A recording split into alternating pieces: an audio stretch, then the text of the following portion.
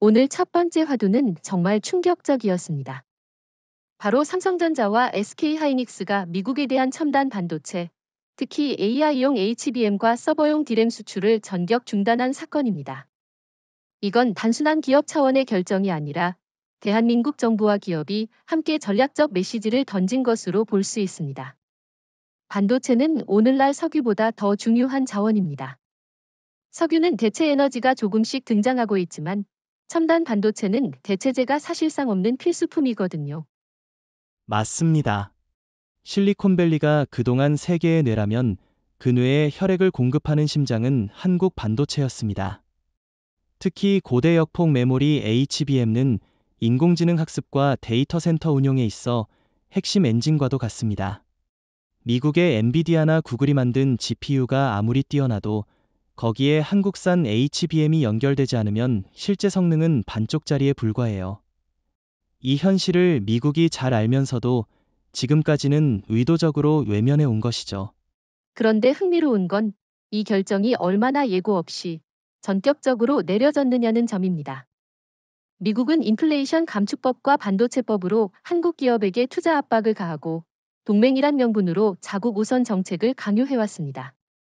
하지만 이번 발표는 한국이 더 이상을 이 아니라 갑이라는 걸 세계에 증명한 겁니다.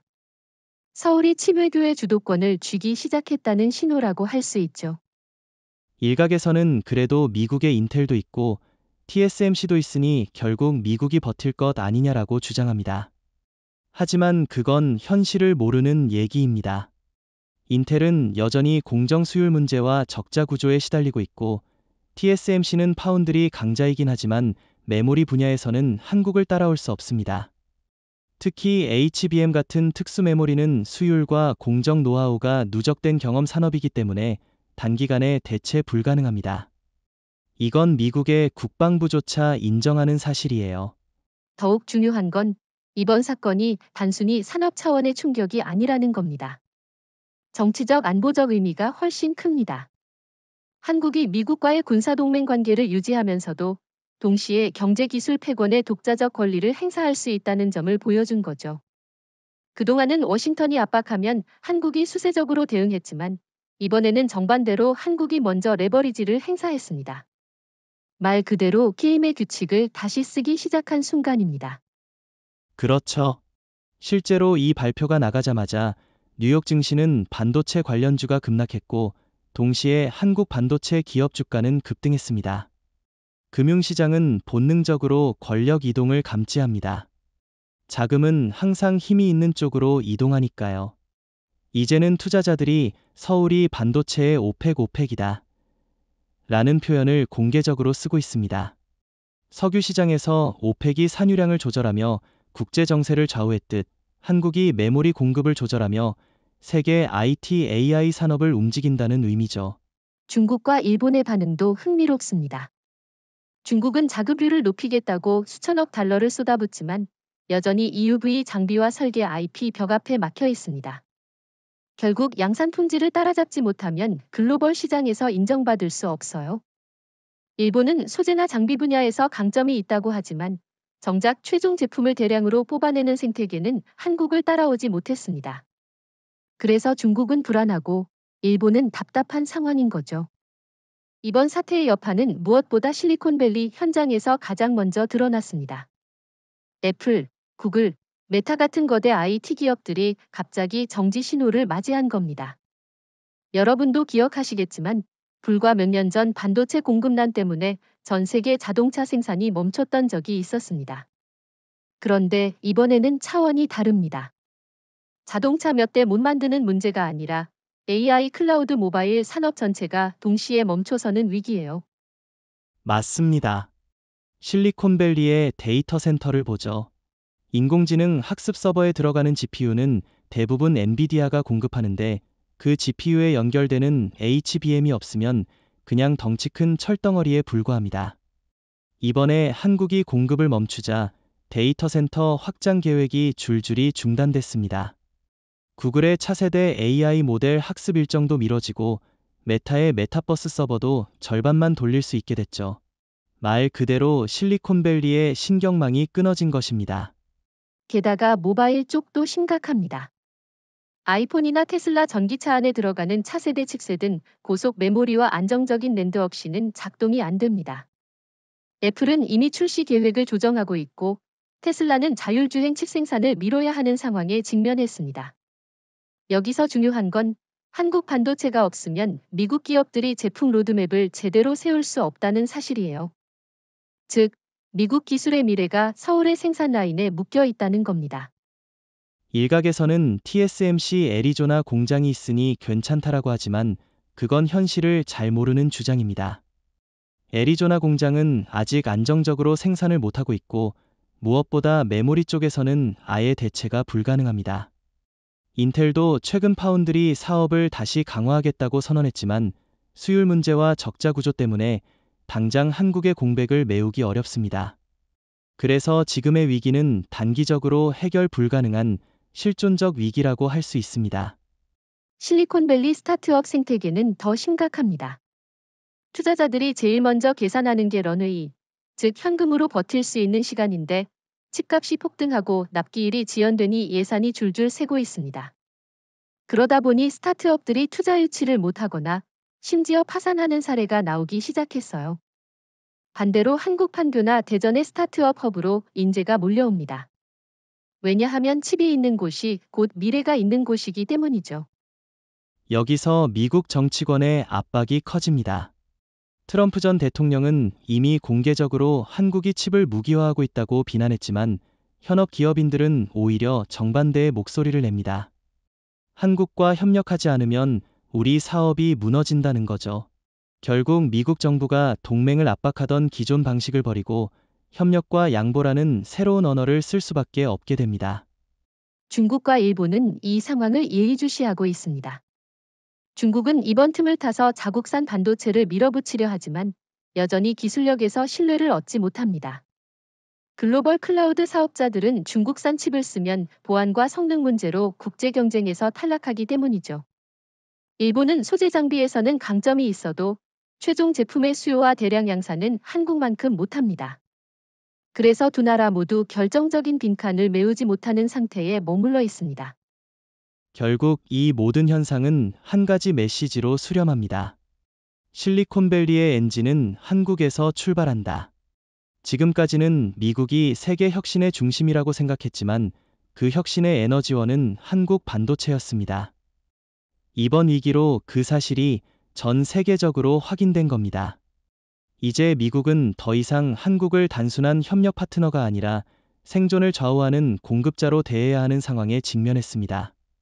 실리콘밸리에서 시작된 충격파가 이제는 세계 금융시장을 뒤흔들고 있습니다. 뉴욕, 런던, 홍콩 증시에서 반도체 관련 종목들이 급등락을 반복하고 있어요. 특히 한국 반도체 주가는 연일 최고치를 경신하고 있습니다. 반면 미국의 엔비디아, 마이크론 같은 기업은 미래 수익성에 대한 불확실성이 커지면서 주가가 흔들리고 있죠. 이제 투자자들은 단순히 기술력을 보지 않습니다. 공급망의 주도권이 어디 있는가? 바로 그 점을 중시하는 겁니다. 맞습니다. 흥미로운 건 자금의 흐름입니다. 예전에는 미국 실리콘밸리가 자본을 빨아들이는 블랙홀 같았다면 지금은 오히려 서울과 판교가 새로운 자본의 자석으로 떠오르고 있습니다. 해외 투자자들이 앞으로 AI 성장률은 서울의 생산 일정표에 달려 있다는 걸 깨닫기 시작한 거죠. 그래서 한국 증권시장과 반도체 관련 인프라에 대한 장기 투자 비중이 늘어나고 있습니다. 이건 단순한 주식시장의 변동이 아니라 금융 권력의 이동이에요. 유럽과 인도의 움직임도 흥미롭습니다. 유럽은 방산과 에너지 전환에 필요한 AI 인프라를 안정적으로 구축하기 위해 한국과의 파트너십을 서두르고 있고, 인도는 우리가 인력을 제공하겠다. 대신 칩을 안정적으로 공급해달라는 식으로 접근하고 있습니다. 사실상 세계 각국이 한국의 눈치를 보며 생산 로드맵을 공유해달라고 줄 서 있는 상황입니다. 그런데 반대로 중국은 상황이 다릅니다. 겉으로는 자급화에 성공했다고 선전하지만 실제로는 국제 인증과 표준에서 계속 배제되고 있습니다. 글로벌 IT 기업들이 중국산 반도체를 쓰면 보안 문제로 국제 시장에서 외면당하기 때문이죠. 결국 중국은 폐쇄된 회로 안에서만 성장할 수 있는 구조에 갇히게 됩니다. 일본도 마찬가지입니다. 소재와 장비는 강하지만 최종 메모리 생산과 글로벌 고객 네트워크에서는 한국에 한참 뒤처져 있습니다. 다시 말해, 두 나라는 결정적 고리를 쥐지 못하고 있습니다. 이런 상황을 본 미국의 언론들은 이제 공개적으로 인정하기 시작했습니다. 칩은 실리콘에서 나오지만 권력은 서울에서 나온다. 이 표현이 대표적입니다. 단순히 기술의 문제가 아니라 정치, 금융, 외교의 중심이 반도체를 통해 한국으로 이동하고 있다는 걸 말하는 거죠. 불과 20년 전만 해도 한국은 생산기지로만 불렸는데 이제는 글로벌 질서를 설계하는 게임 체인저가 되었습니다. 여기서 중요한 포인트는 이런 권력 이동이 단기적인 현상이 아니라는 겁니다. 메모리와 HBM, 그리고 첨단 파운드리까지 모두 한국이 장기적인 투자와 경험으로 쌓아올린 결과이기 때문에 쉽게 흔들리지 않습니다. 중국은 돈을 쏟아붓고 일본은 소재를 더 개발하겠지만 이 모든 반작용조차 한국의 생산 스케줄에 맞춰 움직일 수밖에 없는 구조입니다. 다시 말해, 전 세계의 시계가 이제는 한국 시간에 맞춰 돌아가기 시작한 거예요. 금융시장에서 보이는 또 하나의 변화는 리스크 프리미엄입니다. 예전에는 원유 가격에 따라 국가 신용도가 변했지만 이제는 한국 반도체 공급 여부가 글로벌 기업들의 신용도를 좌우합니다. 투자은행 보고서에는 아예 한국 리스크라는 항목이 새로 생겨났습니다. 하지만 그건 부정적인 리스크가 아니라 사실상 한국을 중심으로 한 새로운 가격 결정 구조예요. 한국이 밸브를 조금만 조절해도 세계 시장이 흔들리니 오히려 협상력이 배가 되는 겁니다. 이제 이야기를 트럼프 전 대통령으로 옮겨가 보죠. 이번 사태가 터지자마자 트럼프는 특유의 거친 언사로 한국이 칩을 무기화하고 있다고 비난했습니다. 하지만 흥미로운 건 그의 비난 속에 담긴 두려움과 무력감이에요. 사실 트럼프는 재임 시절부터 반도체 공급망을 중국에서 빼내고 싶어 했습니다. 그런데 아이러니컬하게도 지금 미국의 목줄을 쥐고 있는 건 중국이 아니라 바로 한국입니다. 맞습니다. 트럼프는 정치적으로 늘 어메리커 퍼스트를 외쳐왔습니다. 그런데 이번 사건 앞에서 그 슬로건이 공허하게 들린다는 평가가 나옵니다. 왜냐하면 아무리 미국 우선을 외쳐도 정작 미국 산업의 심장은 한국 반도체에 달려있기 때문이죠. 사실상 솔퍼스트가 된 상황이니 트럼프가 분노하는 것도 이해는 됩니다. 하지만 문제는 그 분노가 해법을 제시하지 못한다는 점이에요. 게다가 트럼프의 정치적 계산도 무시할 수 없습니다. 그는 차기 대선을 노리고 있는데 지금 실리콘밸리와 월가가 동시에 흔들리니 여론이 심상치 않습니다. 트럼프가 돌아오면 해결할 수 있다는 이미지를 만들려 하지만 실제로는 한국과의 협상 없이는 답이 없다는 걸 누구보다 잘 알고 있을 겁니다. 그래서 공개적으로는 강경 발언을 하지만 뒤에서는 한국 정부와 접촉하려는 움직임이 포착되고 있습니다. 여기서 중요한 건 트럼프가 선택할 수 있는 카드가 사실상 제한적이라는 점입니다. 관세를 올리거나 보조금을 더 주겠다고 해도 당장 필요한 건 칩 공급이에요. 칩이 없으면 애플 아이폰도 못 만들고 테슬라 전기차도 생산이 늦어지고 구글의 AI도 학습을 못합니다. 트럼프가 아무리 큰 소리를 쳐도 현실적으로는 서울의 생산 라인을 바라볼 수밖에 없는 구조라는 거죠. 그렇다고 트럼프가 그냥 손 놓고 있지는 않습니다. 그는 언론을 통해 한국이 미국의 방위비 분담을 늘려야 한다. 주한미군 주둔 비용을 더 내라는 익숙한 레퍼토리를 다시 꺼냈습니다. 하지만 이번에는 상황이 다릅니다. 예전에는 한국이 이런 요구에 방어적으로 대응했지만 이제는 반도체라는 강력한 협상 카드를 쥐고 있습니다. 한국이 한마디만 해도 실리콘밸리의 수천억 달러 가치가 흔들리는데 주둔비 몇십억 달러가 무슨 의미가 있겠습니까? 바로 그 지점에서 국제 언론의 시각도 바뀌었습니다. 워싱턴 포스트와 파이낸셜 타임스 같은 매체들이 트럼프의 전통적인 압박 전략이 한국 앞에서는 더 이상 통하지 않는다라고 보도했죠. 이유는 간단합니다. 지금은 미국이 한국을 압박하는 게 아니라 한국이 미국을 시험대에 올려놓은 상황이기 때문입니다. 트럼프의 언행이 거칠수록 오히려 한국의 칩 외교가 더 빛을 발하는 역설이 만들어지고 있어요. 중국과 일본도 트럼프의 발언을 주시하고 있습니다. 중국은 속으로 미국이 한국에 이렇게 휘둘리는구나 하며 웃고 있을지 모르지만 정작 본인들은 그 자리에 끼어들 능력이 없습니다. 일본 역시 트럼프의 방위비 증액 요구를 보면서 이건 한국만의 문제가 아니라 곧 우리에게도 닥칠 수 있다는 불안감을 느끼고 있죠. 하지만 두 나라 모두 현실적으로 대응책이 없습니다. 결국 치권력의 중심은 서울에 있다는 사실만 더 또렷해지는 거죠. 결국 트럼프의 등장은 이번 사건을 정치 드라마로 끌어올렸습니다. 단순한 산업 위기를 넘어서 이제는 미국 대선과 세계 정치 지형까지 흔들리는 사안이 되어버렸습니다. 트럼프가 강경 발언을 이어갈수록 한국의 협상력은 더 강화됩니다. 왜냐하면 전 세계가 이제 똑똑히 보게 되었거든요. 미국 대통령도 한국 반도체 앞에서는 목소리를 낮출 수밖에 없구나. 이제 본격적으로 이야기해야 할 부분은 바로 한국이 세계 경제의 생사 스위치를 손에 쥐게 됐다는 점입니다. 전에는 미국이나 일본이 모든 걸 좌지우지한다고 여겨졌지만 이번 사태를 통해 드러난 건 정반대입니다. 지금은 서울의 결정 하나가 실리콘밸리의 기업 생존을 좌우하고 월가의 금융 흐름을 바꾸고 심지어 워싱턴의 정책 방향까지 바꿉니다. 그렇습니다. 사실 반도체라는 건 단순히 작은 부품이 아닙니다. 20세기 석유가 세계의 에너지원이었다면 21세기의 반도체는 지식과 기술의 에너지입니다. 그런데 그 에너지의 수도꼭지를 한국이 쥐고 있다는 게 이번 사태의 본질이에요. 애플이든 구글이든 테슬라든 다 한국산 메모리가 공급되지 않으면 제품을 출시할 수 없습니다. 심지어 미국 국방부의 슈퍼컴퓨터나 미사일 유도 시스템도 마찬가지예요.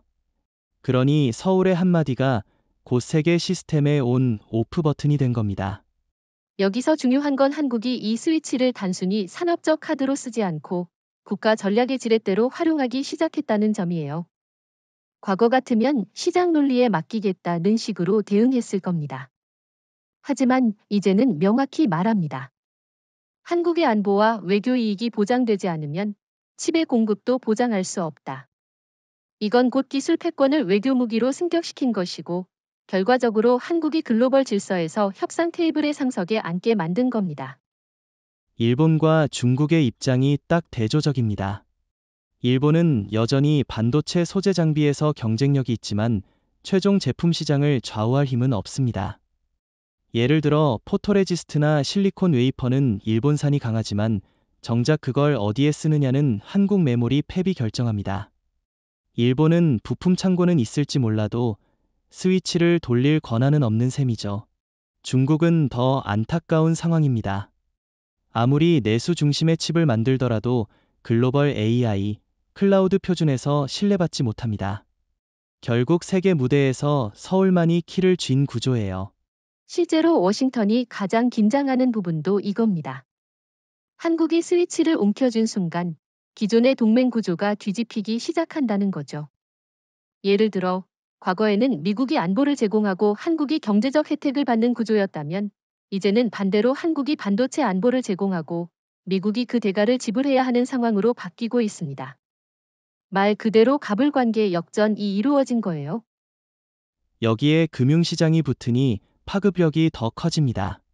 반도체 가격은 단순히 공장 가동 여부가 아니라 각국의 통화 가치와 무역 흑자에 직결됩니다. 지금 한국은 공급량 조절만으로도 전 세계 주가 지수에 영향을 주고 있어요. 1970년대 오일 쇼크 때 석유가 국제 정세를 흔들었던 것처럼 지금은 칩 쇼크가 한국에서 시작돼 세계를 흔드는 겁니다. 청취자 여러분도 기억하시죠? 오일 쇼크 이후 산유국들이 국제 정치에서 발언권을 얼마나 키웠는지. 이제 그 자리를 한국이 반도체로 차지한 겁니다. 미국 언론도 이 변화를 인정합니다. 칩은 한국에서 만들어지고 세계는 서울의 결정에 따라 움직인다. 이게 단순한 수사가 아니라 실제 현실입니다. 특히 실리콘밸리 CEO들이 서울로 직접 나라와 협상을 요청하고 있다는 소식은 상징적이에요. 이제는 미국의 거대 기업들이 한국 정부의 눈치를 보며 움직이는 시대가 된 겁니다. 서울이 스위치를 쥐었다는 사실이 알려지자 워싱턴의 분위기는 말 그대로 공포 그 자체가 됐습니다. 미 의회 청문회에서는 이대로라면 미국의 국가안보가 마비될 수 있다는 발언까지 나왔습니다. 사실상 군사 경제 모두가 한국 반도체에 의존하는 현실을 고백한 셈이죠. 청취자 여러분, 냉전 시절 미국이 소련의 석유 파이프라인에 얼마나 민감했는지 기억하실 겁니다. 지금 미국은 똑같은 두려움을 한국 침합해서 느끼고 있는 겁니다. 그렇습니다. 특히 국방부와 정보기관의 우려가 큽니다. F-35 스텔스 전투기, 핵잠수함, 미사일 방어체계, 심지어 위성통신망까지 모두 첨단 반도체가 없으면 작동하지 않습니다. 한국의 공급이 끊기면 단순히 실리콘밸리 기업이 멈추는 게 아니라 미국의 군사력 그 자체가 무력화될 위험이 있습니다. 실제로 펜타곤 내부 보고서에는 6개월 이상 공급 차질이 발생할 경우 미군의 전략 자산 30가 제 기능을 하지 못한다는 분석이 포함돼 있다고 합니다. 이쯤 되니 워싱턴의 정치인들도 발언 수위를 낮추기 시작했어요.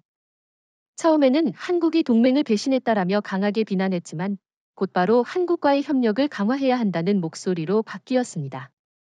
왜냐하면 현실적으로 한국 없이는 어떤 것도 해결할 수 없다는 걸 깨달았기 때문이죠. 마치 목이 마른 사람이 우물 주인을 원망하다가 결국 물을 구걸하는 꼴이 된 겁니다. 그런데 흥미로운 건 이 공포가 단순히 군사와 산업 차원을 넘어서 미국 정치 구조 전체를 흔들고 있다는 겁니다. 대선 주자들은 서로 한국과의 협상 방안을 내놓으며 표심을 잡으려 하고 있습니다. 심지어 한국에 특별 지위를 부여해야 한다는 주장까지 나옵니다. 동맹국 중에서도 가장 핵심적인 파트너로 대우해야 한다는 얘기죠. 워싱턴 정치인들이 한국을 이렇게까지 높여 언급한 건 역사상 처음 있는 일입니다. 반면 중국과 일본의 표정은 복잡합니다.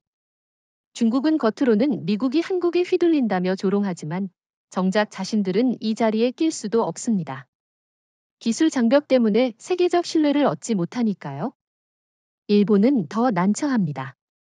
미국의 가장 가까운 동맹이라고 자부해왔지만 정작 위기의 순간 미국이 의지하는 건 도쿄가 아니라 서울이었으니까요. 이건 일본에게 치명적인 자존심 상처가 될 수밖에 없습니다. 실제로 일본 내부 언론에서도 일본은 소재 장비에서 강점을 갖고 있지만 최종 칩 생산 주도권을 놓친 지 오래다라는 반성 기사가 쏟아지고 있습니다. 다시 말해 미국이 한국에 의존하는 구조는 단순한 경제 문제가 아니라 동맹 서열을 바꾸는 사건이라는 겁니다. 워싱턴이 두려워하는 건 칩 부족 자체가 아니라 그로 인해 미국의 지도력 상징이 흔들리는 점이에요. 여기서 또 하나 짚어야 할 부분이 있습니다. 워싱턴의 공포는 시간과 속도의 문제와 직결됩니다. 미국이 아무리 대체 공급망을 만들겠다고 해도 반도체 산업은 최소 10년 이상의 경험과 축적이 필요합니다. 한국은 이미 수십 년간 쌓아온 노하우로 경쟁자들이 도저히 따라올 수 없는 격차를 만들었죠. 그러니 워싱턴이 지금 당장 할 수 있는 건 한국을 설득하고 양보하고 심지어 구애하는 것뿐입니다. 정리하면 이렇습니다. 워싱턴의 공포는 단순히 한국이 칩 공급을 멈췄기 때문이 아닙니다. 그것은 곧 한국이 세계 질서를 움직이는 진짜 권력을 손에 넣었다는 사실을 인정하는 과정이에요. 미국 정치인들이 목소리를 낮추고 군사 전문가들이 긴장하고 실리콘밸리 CEO들이 서울로 몰려오는 이유가 바로 여기에 있습니다. 이제 세계는 알고 있습니다. 서울의 결정 하나가 워싱턴을 무릎 꿇릴 수 있다는 사실을 말이죠. 워싱턴이 공포에 사로잡혀 오왕좌왕하는 사이 유럽과 인도는 발빠르게 움직였습니다. 그동안 미국이 주도권을 쥔 글로벌 기술 질서에서 늘 이선에 서 있던 두 지역이 이번 사태를 계기로 이제는 서울과 직접 손잡아야 한다는 결론에 도달한 겁니다. 마치 냉전 시대의 기회가 있을 때마다 새로운 동맹 구조를 만들었던 것처럼 지금은 칩동맹을 중심으로 새 판이 짜이고 있습니다. 맞습니다. 먼저 유럽부터 살펴보죠. 독일, 프랑스, 네덜란드 같은 핵심 국가들은 이미 자국 내 반도체 생산 역량을 키우려 하고 있었지만 현실적으로는 부족했습니다. 첨단 메모리와 HBM은 유럽 어디에서도 대량 생산이 불가능합니다. 그런데 이번 위기에서 한국이 공급을 조절하자 유럽의 시각이 완전히 바뀌었습니다. 단순히 미국의 뒤를 따르는 게 아니라 직접 서울과 협력해 NATO 차원의 칩 보급 체계를 구축하려는 논의까지 시작된 겁니다. 이건 매우 큰 변화죠. 원래 NATO의 무기 체계는 대부분 미국산 부품에 의존해왔습니다. 하지만 한국 칩 없이는 첨단 무기 체계가 제대로 작동하지 않으니 유럽도 이제는 한국을 전략적 공급자로 대우하지 않을 수 없게 된 겁니다. 실제로 독일 국방부는 한국과 장기 계약을 체결해 반도체 안정성을 확보해야 한다는 보고서를 냈다고 알려져 있습니다. 이건 단순히 경제적 협력 차원을 넘어 안보와 직결된 사안이에요. 그렇죠. 인도 역시 발빠르게 움직였습니다.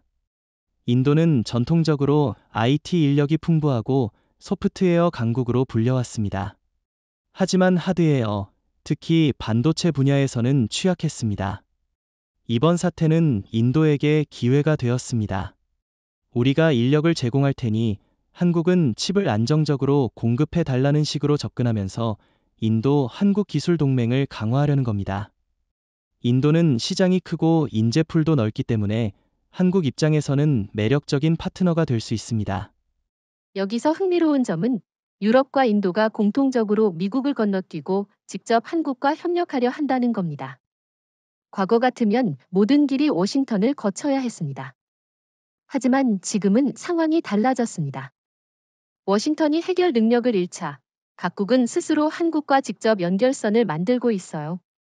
이건 국제 정치에서 매우 중요한 전환점입니다. 한국이 더 이상 중간자가 아니라 세계 각국이 직접 찾아가는 목적지가 된 겁니다.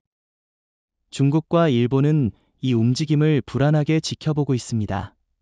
중국은 우리도 인도처럼 인력을 제공할 수 있다고 주장하지만 글로벌 신뢰도가 낮아 협상 테이블에 제대로 앉지 못합니다.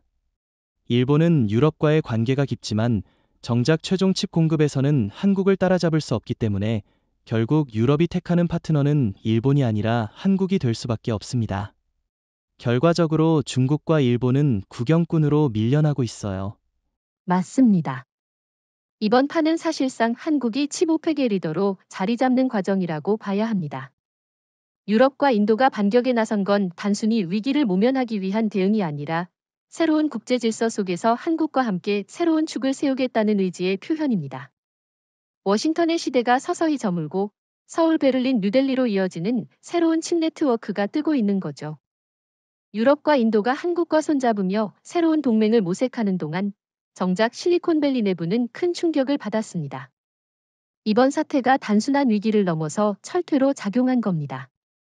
이미 수십 개 스타트업이 파산하거나 구조조정에 들어갔고 대형 IT 기업조차 연구개발 계획을 축소하고 있습니다. 청취자 여러분도 아마 기억하시겠지만 2000년대 초 닷컴 버블이 붕괴하면서 미국에서 수많은 기업이 사라졌습니다. 지금 실리콘밸리가 겪는 건 그때와 비슷하지만 훨씬 더 뿌리 깊은 충격입니다. 맞습니다. 닷컴 버블 때는 자본 과잉과 투기 때문에 거품이 터진 거였지만 이번에는 다릅니다. 핵심 부품인 한국산 반도체 공급이 끊긴 것이 직접 원인입니다. 예를 들어 인공지능 스타트업이 투자받은 자금의 절반 이상을 칩 구매와 데이터 센터 임대에 쓰는데 한국 칩이 없으니 아예 서비스를 시작조차 못한 겁니다. 이런 상황에서는 아무리 좋은 아이디어가 있어도 현실화할 수 없죠. 실리콘밸리의 혁신 엔진이 멈춘 겁니다. 애플, 구글, 메타 같은 대기업도 예외가 아닙니다. 애플은 차세대 아이폰 출시 계획을 다시 짜야 했고 구글은 차세대 AI 모델 학습을 미뤄야 했습니다. 메타는 메타버스 서버 증설 계획을 취소했죠. 기업이 이렇게 연쇄적으로 멈추는 건 마치 전기 발전소의 전선이 끊어진 것과 같습니다.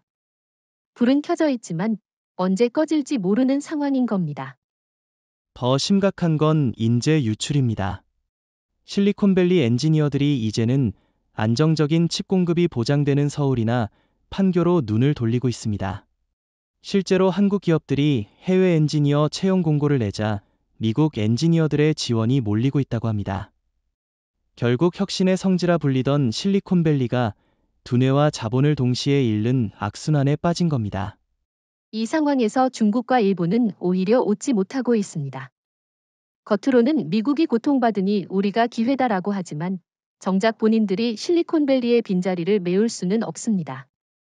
중국은 여전히 신뢰 문제와 제재 장벽에 막혀 있고 일본은 글로벌 고객 네트워크가 약해요. 결국 실리콘밸리의 공백을 채우는 건 한국뿐이라는 게 다시 증명된 겁니다. 여기서 중요한 건 이 철퇴가 단순히 IT 기업의 문제가 아니라는 겁니다. 미국 사회 전반에 파장이 퍼지고 있습니다. 수만 명의 엔지니어가 일자리를 잃으면서 캘리포니아 경제가 흔들리고 있습니다. 세금 수입이 줄어들고 실리콘밸리 주변 지역 부동산 가격도 급락하고 있죠. 실리콘밸리라는 한 지역의 문제가 아니라 미국 경제 전체를 위협하는 구조적 타격입니다. 그러니 워싱턴이 긴장할 수밖에 없죠. 단순히 기업 몇 개가 힘든 게 아니라 미국 경제 성장의 핵심 축이 무너지고 있으니까요.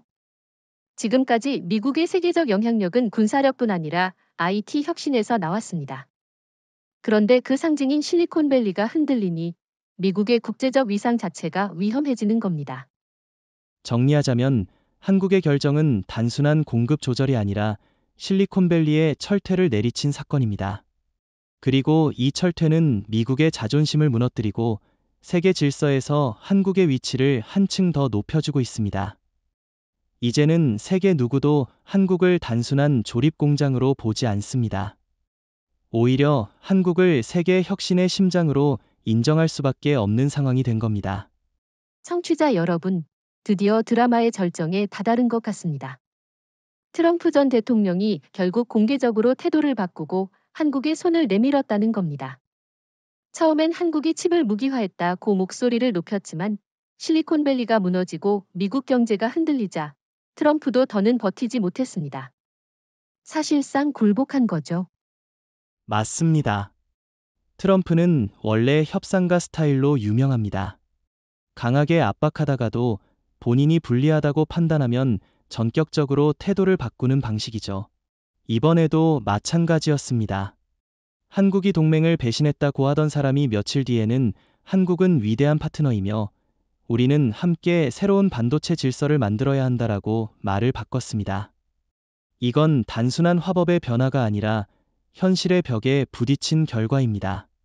여기서 중요한 건 트럼프의 굴복이 단순히 언어적인 변화에 그치지 않았다는 점이에요. 그는 실제로 한국의 조건을 제시했습니다. 우리가 한국 반도체 기업에 더 많은 시장을 보장하겠다. 대신 미국 내 투자를 확대해달라. 과거 같으면 한국이 이런 제안에 매달렸겠지만 이번에는 상황이 정반대입니다. 한국이 우리의 조건부터 들어라라며 주도권을 쥐고 협상 테이블에 앉은 거죠. 그렇습니다. 한국의 조건은 명확했습니다. 첫째, 미국의 과도한 군사적 정치적 압박을 줄일 것. 둘째, 한국이 기술 리더십을 갖고 있음을 인정할 것. 셋째, 미국 시장에서 한국 기업의 지위를 제약하지 말 것. 이 세 가지는 과거라면 상상조차 못했던 요구였지만 지금은 미국이 받아들이지 않을 수 없는 조건이 되었습니다. 왜냐하면 칩 없이는 미국이 단 하루도 버티기 힘들기 때문이죠. 트럼프의 굴복은 국제사회에도 큰 충격을 줬습니다. 워싱턴 포스트는 미국 대통령이 한국 앞에서 무릎을 꿇었다는 표현까지 썼습니다. 실제로 전 세계 언론이 이 장면을 집중 조명했습니다. 과거 미국 대통령이 다른 나라에 도와달라고 직접 요청하는 경우는 드물었습니다. 특히 경제기술 분야에서 미국이 상대국에 이렇게 약한 모습을 보인 건 거의 처음 있는 일입니다. 중국과 일본의 반응도 흥미롭습니다. 중국은 겉으로는 미국이 굴욕을 당했다고 조롱했지만 속내는 복잡합니다. 왜냐하면 이번 사태를 통해 드러난 건 미국조차 한국에 굴복할 수밖에 없다는 현실이니까요. 중국 입장에서는 더더욱 한국의 벽을 넘기 힘들어진 겁니다. 일본은 더 곤란합니다. 오랜 동맹인 미국이 위기의 순간 의지하는 나라가 일본이 아니라 한국이라는 사실이 명백해졌으니까요. 일본 언론조차 이제 세계는 한국을 통해 움직인다는 자조 섞인 평가를 내놓고 있습니다. 트럼프의 굴복은 단순히 한 사람의 태도 변화가 아닙니다. 그건 세계 질서가 변하고 있다는 상징적 사건이에요. 이제 미국은 더 이상 일방적으로 압박할 수 없고 한국은 세계 기술 패권의 협상 테이블에서 동등하거나 오히려 5위에 서게 됐습니다. 트럼프가 굴복했다는 사실은 곧 미국 전체가 새로운 현실을 받아들였다는 의미입니다. 정리하자면 트럼프의 굴복은 두 가지 메시지를 줍니다.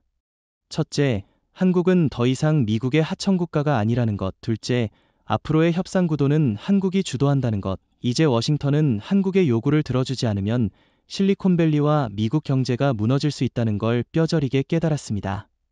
굴복은 끝이 아니라 새로운 시대의 시작입니다. 트럼프가 굴복했다면 이제 중요한 건 한국이 어떤 조건을 내세웠느냐 하는 부분입니다. 청취자 여러분, 과거에는 늘 미국이 요구하고 한국이 받아주는 구조였죠. 하지만 이번에는 정반대입니다. 서울이 당당히 조건을 제시하는 상황이 벌어진 겁니다. 맞습니다. 한국의 조건은 세 가지로 요약할 수 있습니다. 첫째, 미국이 한국을 상대로 과도한 군사적 정치적 압박을 중단할 것. 둘째, 한국의 기술 리더십을 공식적으로 인정할 것. 셋째, 미국 시장에서 한국 기업의 지위를 존중하고 제한하지 않을 것. 이 세 가지는 단순히 경제적 거래가 아니라 새로운 국제 규범을 세우는 선언과도 같습니다. 특히 첫 번째 조건, 군사적 압박 중단은 의미가 큽니다. 워싱턴은 그동안 방위비 분담금 인상, 주한미군 재배치 같은 이슈로 한국을 압박해왔습니다. 하지만 이제 한국은 이렇게 말합니다. 우리가 침으로 미국 안보를 지탱하고 있는데 왜 우리가 압박을 받아야 하느냐? 이것은 안보와 경제의 힘의 균형이 완전히 뒤집힌 순간입니다. 두 번째 조건, 기술 리더십 인정도 상징적입니다. 그동안 미국은 늘 자국의 실리콘밸리를 중심으로 세계 기술을 이야기했습니다. 그러나 이번 사태로 드러난 건 실리콘밸리의 심장이 한국 반도체였다는 사실이죠. 한국은 이제 공식적으로 우리가 기술의 리더다라는 지위를 요구하고 미국은 이를 인정할 수밖에 없습니다. 이는 국제사회에서도 큰 메시지로 작용합니다. 기술 표준의 중심이 서울로 이동한다는 선언이 되는 겁니다. 세 번째 조건, 미국 시장에서의 지위 보장은 실질적인 부분입니다. 미국은 반도체법 등을 통해 한국 기업의 미국 내 투자와 활동을 제한하려 했습니다. 하지만 이제는 반대로 한국이 우리 기업을 차별하지 말라는 조건을 내걸었습니다. 단순히 차별 금지 수준이 아니라 동등하거나 우월한 대우를 요구한 겁니다. 이건 과거 일본이 반도체 협상에서 미국에 무릎을 꿇었던 것과는 완전히 대조적인 장면이에요. 중국과 일본은 이 장면을 보면서 복잡한 심정을 느끼고 있을 겁니다. 중국은 아무리 반도체 굴기를 외쳐도 국제 신뢰를 확보하지 못했기 때문에 이런 협상 테이블에 끼지 못합니다. 일본은 1980년대 미일 반도체 협상에서 미국에 굴복했던 아픈 기억이 있습니다. 지금 한국이 정반대로 조건을 제시하는 걸 보면서 일본은 아마 우리는 그때 왜 못했을까라는 자책을 하고 있을 겁니다. 사실 서울의 조건 제시는 단순한 요구가 아니라 국제 외교의 새로운 룰을 세우는 과정이라고 할 수 있습니다. 과거에는 군사력, 핵무기, 석유가 협상 카드였다면 지금은 첨단 반도체가 그 자리를 차지했습니다. 그리고 그 반도체의 핵심 공급자가 바로 한국이라는 사실이 전 세계에 각인된 겁니다. 청취자 여러분, 이건 단순히 경제 뉴스가 아닙니다. 한국이 세계 정치 경제 무대에서 룰 메이커가 되는 순간입니다. 워싱턴은 더 이상 한국을 따라오는 동맹으로 부를 수 없습니다. 오히려 한국이 제시한 조건을 충족해야만 미국의 산업과 안보가 유지될 수 있는 시대가 열린 겁니다. 결론적으로 말하면 서울의 조건 제시는 단순한 협상이 아니라 선언이었습니다. 우리가 세계 질서의 동등한 주체이자 때로는 리더다. 이 선언은 미국뿐 아니라 유럽, 인도, 심지어 중국과 일본까지도 인정하지 않을 수 없는 현실이 되었습니다. 앞으로의 국제 협상은 이 조건 위에서만 진행될 수 있을 겁니다. 청취자 여러분, 이번 사태가 단순히 경제 문제에 그치지 않고 지정학적 바둑판 자체를 바꾸고 있다는 점이 핵심입니다. 과거에는 미국과 중국이 흑백도를 놓고 일본과 유럽이 그 틈새에서 자리를 잡는 구도였죠. 그런데 이번 반도체 위기 이후 바둑판 위에 서울이라는 새로운 축이 생겨난 겁니다. 이제 세계는 더 이상 미국, 중국 이분법으로 설명되지 않습니다. 맞습니다. 예전엔 군사동맹이나 핵무기 같은 전통적 힘이 바둑판의 돌이었지만 지금은 반도체가 새 돌로 등장했습니다. 그리고 그 반도체를 제대로 쥐고 있는 나라는 한국뿐이에요. 미국이 아무리 군사력을 과시해도 칩이 없으면 무용지물이고, 중국이 아무리 거대한 내수를 강조해도 국제시장에서 칩 신뢰도를 확보하지 못하면 고립될 수밖에 없습니다. 결국 한국이 쥔 반도체 돌이 바둑판의 승부수가 된 거죠. 유럽의 태도 변화를 보십시오. 원래 유럽은 미국의 기술 우산에 의존해왔습니다. 하지만 이제는 독일, 프랑스, 폴란드 같은 나라들이 한국과 직접 협상하려 합니다. 특히 NATO는 첨단 무기 체계에 한국 반도체가 필수라는 걸 확인한 뒤 한국 없이는 유럽 안보도 없다는 결론에 도달했습니다. 바둑판 위에서 한국은 단순한 플레이어가 아니라 승부의 흐름을 바꾸는 패의 주인이 된 겁니다. 인도도 마찬가지입니다. 인도는 오랫동안 미국과 러시아 사이에서 줄타기를 해왔지만 이번에는 한국을 향해 적극적으로 손을 내밀고 있습니다. 소프트웨어 인력과 시장을 제공하는 대신 안정적인 반도체 공급을 원한다는 거죠. 인도가 한국을 전략적 파트너로 택한다면 아시아의 바둑판은 완전히 달라집니다. 인도 한국 축은 중국을 견제하는 동시에 미국을 압박할 수 있는 새로운 돌이 될 수 있습니다. 중국과 일본은 갈수록 고립됩니다.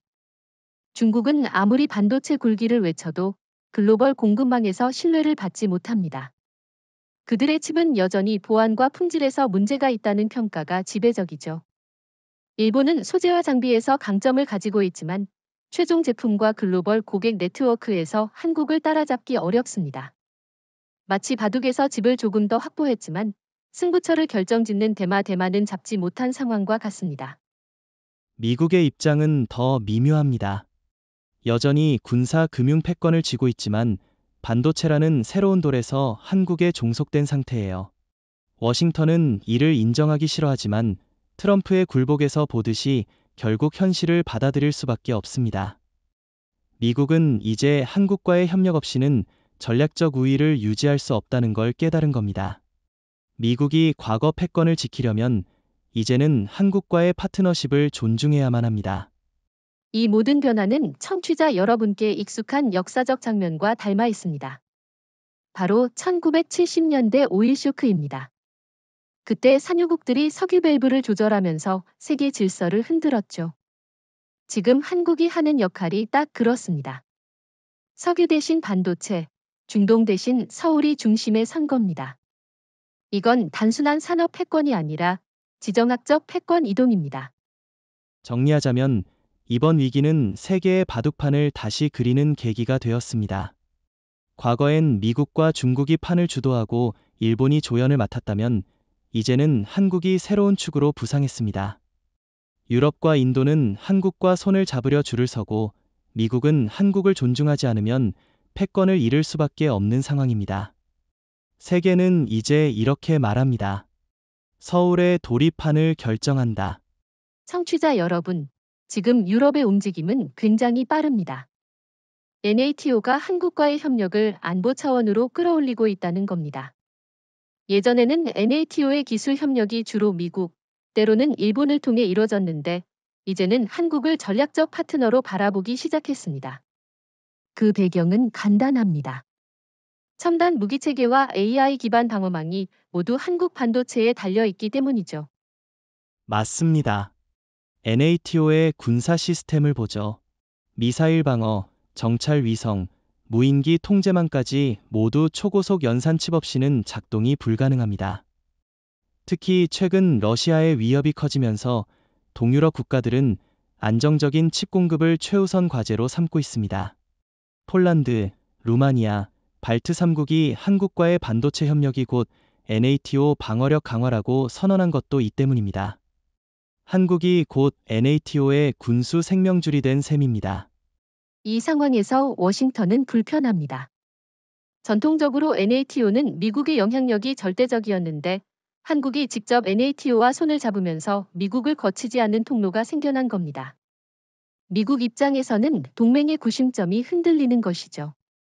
하지만 현실적으로 NATO는 한국을 선택할 수밖에 없습니다.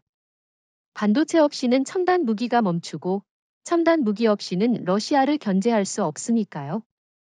중국과 일본의 입장은 더 초라합니다. 중국은 NATO와 직접 협력할 수 없는 구조이고, 일본은 미국을 통해 간접적으로만 NATO에 기여해왔습니다. 그런데 지금 NATO가 서울과 직접 협력하겠다고 선언했으니 일본은 사실상 들러리 신세가 되어버렸습니다. 일본 언론조차 NATO가 도쿄보다 서울을 선택했다는 자조 섞인 보도를 내놓고 있습니다. NATO와 한국의 밀착은 군사 차원만이 아닙니다. 경제 기술 협력까지 번지고 있어요. 예컨대 독일과 프랑스는 방위산업뿐 아니라 민간 인공지능 프로젝트에도 한국 칩을 쓰려 하고 있습니다. 이는 단순히 무기 계약을 넘어 산업 표준을 함께 만들어가는 동반자 관계로 발전하고 있음을 보여줍니다. NATO와 한국의 관계는 군사동맹을 넘어 기술동맹의 성격을 띠기 시작했습니다. 청취자 여러분, 이건 역사적으로 큰 전환점입니다. 한국은 냉전 시절 NATO의 바깥에 있던 나라였습니다. 하지만 이제는 NATO 중심국들이 한국 없이는 우리의 방어도 불가능하다라고 말하는 시대가 된 겁니다. 과거 유럽이 미국의 해구산에 의존했다면 이제는 한국의 치부산에 의존하는 상황이라고 해도 과언이 아닙니다. 워싱턴 포스트는 이 상황을 두고 NATO의 심장에 서울이 들어왔다라고 표현했습니다. 이는 한국이 단순한 아시아 동맹국을 넘어 전 세계 안보 네트워크의 핵심 축으로 부상했다는 의미입니다. 반면 일본은 여전히 미국 그늘에 머물러 있고 중국은 아예 배제된 상태입니다. 지정학적 바둑판에서 한국이 유럽까지 영향력을 확장한 순간이라고 볼 수 있습니다. 정리하자면 NATO와 한국의 밀착은 단순한 협력이 아닙니다. 그것은 곧 한국이 세계 안보 질서의 새로운 중심축이 되었음을 알리는 신호입니다. 미국이 불안해하고 중국과 일본이 소외되는 가운데 한국은 유럽과 나란히 세계 안보를 논의하는 파트너로 자리 잡았습니다. 이제 세계는 이렇게 말합니다.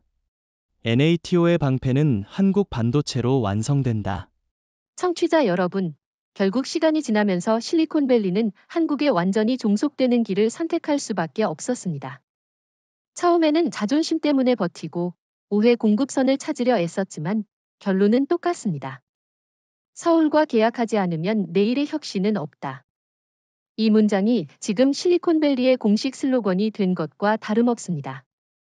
맞습니다. 이미 여러 CEO들이 한국을 직접 찾아왔습니다. 애플의 팀 쿡, 구글의 순다르 피차이, 엔비디아의 젠슨 황, 심지어 일론 머스크까지 서울을 방문해서 한국 정부와 기업과의 장기 계약을 맺고 있습니다.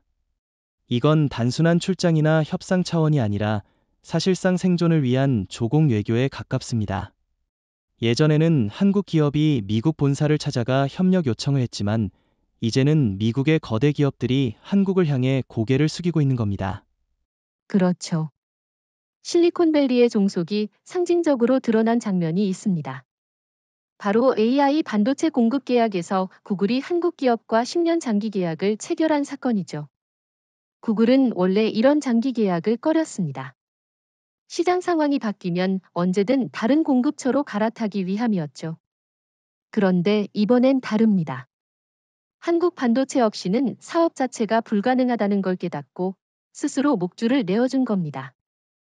여기서 중요한 건 이런 계약들이 단순히 칩 물량만 다루는 게 아니라는 겁니다. 한국이 요구하는 부가 조건들이 함께 들어간다는 것이죠. 예를 들어 한국 내 R&D 센터 설립, 현지 엔지니어 채용 확대, 공동 특허 공유 같은 조건들이 포함됩니다. 이건 실리콘밸리가 기술적으로도 인적으로도 한국에 종속된다는 걸 의미합니다. 단순히 제품을 사는 게 아니라 미래 기술의 기반을 서울에 맞춰야 하는 구조가 된 겁니다. 중국과 일본의 모습은 더 초라합니다. 중국은 여전히 자국 내수 시장에서 버티지만 글로벌 무대에서 한국 반도체 없이는 경쟁력이 없습니다. 일본은 과거 반도체 강국이었지만 이제는 소재 장비 외에는 존재감이 사라졌습니다. 글로벌 기업들이 일본은 보조적 파트너일 뿐 진짜 핵심은 한국이라고 말할 정도예요. 실리콘밸리조차 한국에 무릎 꿇는 마당에 중국과 일본이 끼어들 여지는 거의 없는 겁니다. 청취자 여러분, 이건 역사적 아이러니입니다. 불과 20, 30년 전만 해도 한국 기업들은 미국의 특허 장벽에 막혀 로열티를 내면서 사업을 해야 했습니다. 그런데 이제는 미국 기업들이 한국의 기술력과 공급망에 묶여서 매년 거대한 로열티와 투자 자금을 한국에 쏟아붓고 있습니다.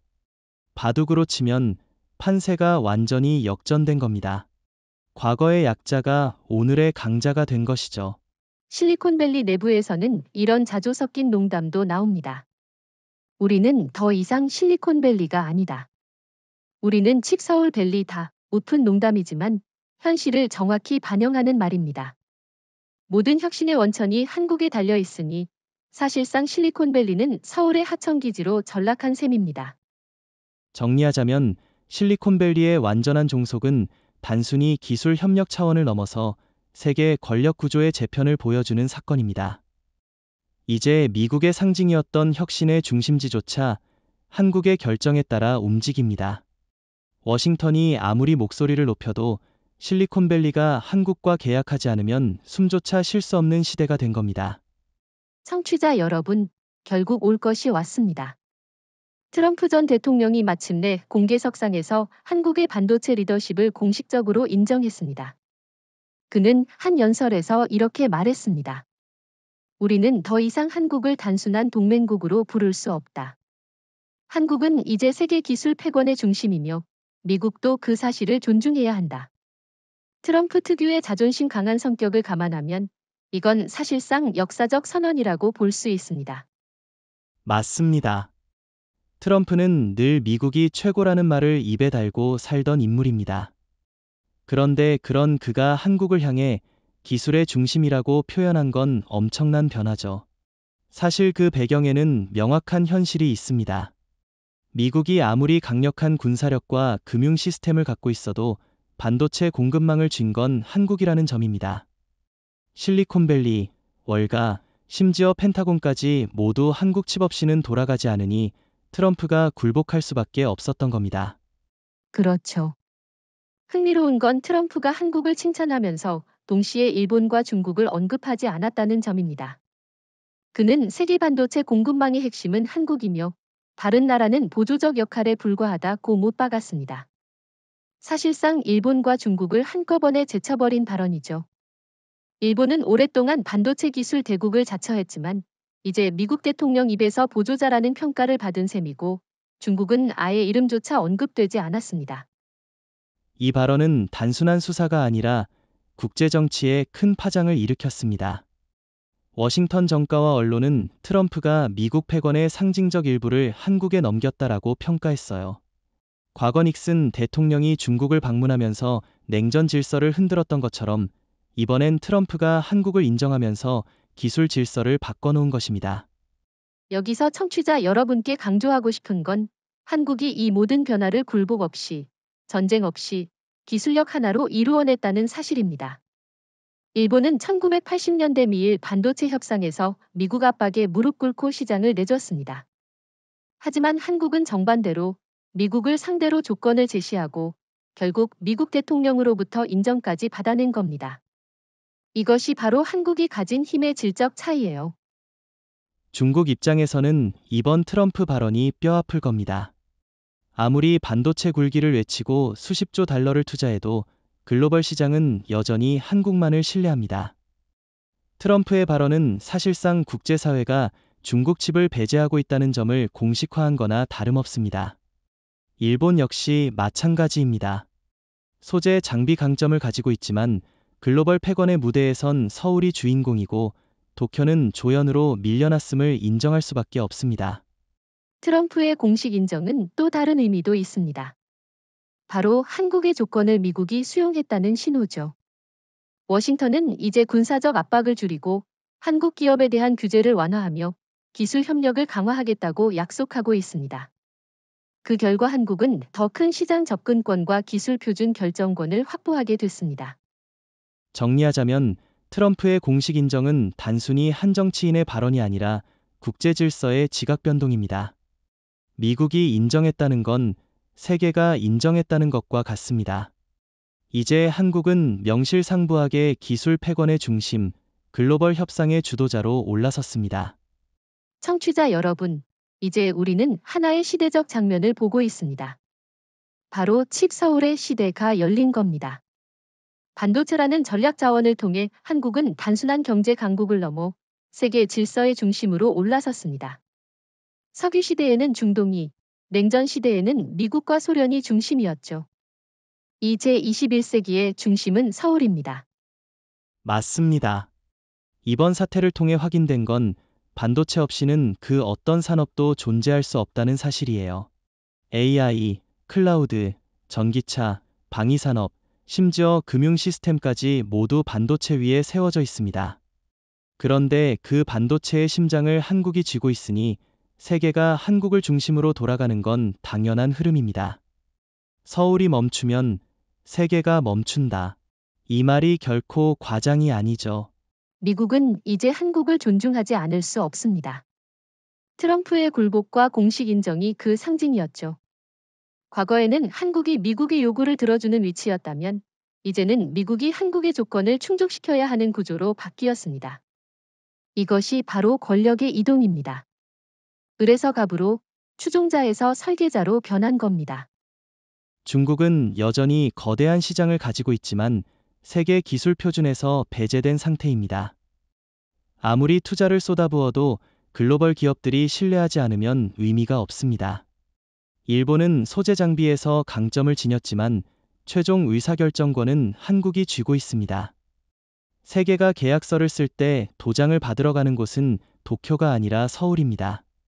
청취자 여러분, 이번 위기의 파급력은 단순히 반도체 산업을 넘어서 한국 사회 전체에도 영향을 미칩니다.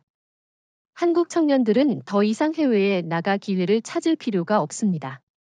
세계의 인재들이 오히려 서울과 판교로 몰려들고 있어요.